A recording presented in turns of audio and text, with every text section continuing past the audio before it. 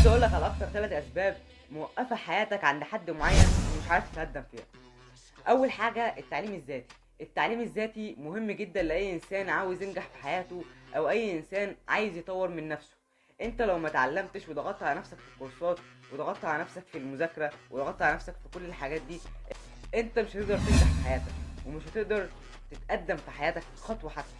لازم انت تطور من نفسك، ان انت تاخد كورسات، تروح تذاكر، تهتم شويه بالمذاكره. مش قصدي المذاكره بتاعت الدراسه، انا قصدي ان انت تزود على نفسك في ان انت تتعلم حاجه جديده زي البرمجه او المونتاج او التسويق. الحاجات دي مهمه جدا للمستقبل، وتطور من نفسك عشان المستقبل عايز واحد فاهم كل حاجه، وهي مترتبه على الحاجه الاولى، وهي انك لازم تكون صابر.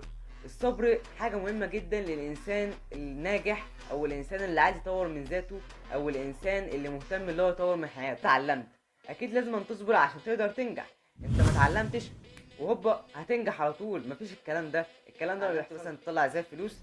أكيد مش هتطلع فلوس من أول عملية، أكيد يعني لازم أنت تحاول مرة واتنين وتلاتة في الآخر هتجيلك الفلوس.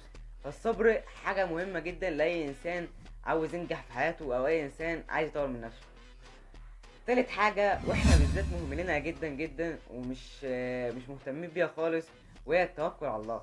اللي احنا ما نتوكلش على الله، احنا بنتوكل على الخلق. حد يقول لك لا انا هروح ده واسطة كويسة، اروح يشغلني مثلا في المكان اللي انا بحلم بيه او المكان اللي نفسي اشتغل فيه. اتعلمت وصبرت، النجاح هيجيلك، يعني هيجيلك تنجح وربنا هيعوضك عن كل حاجة.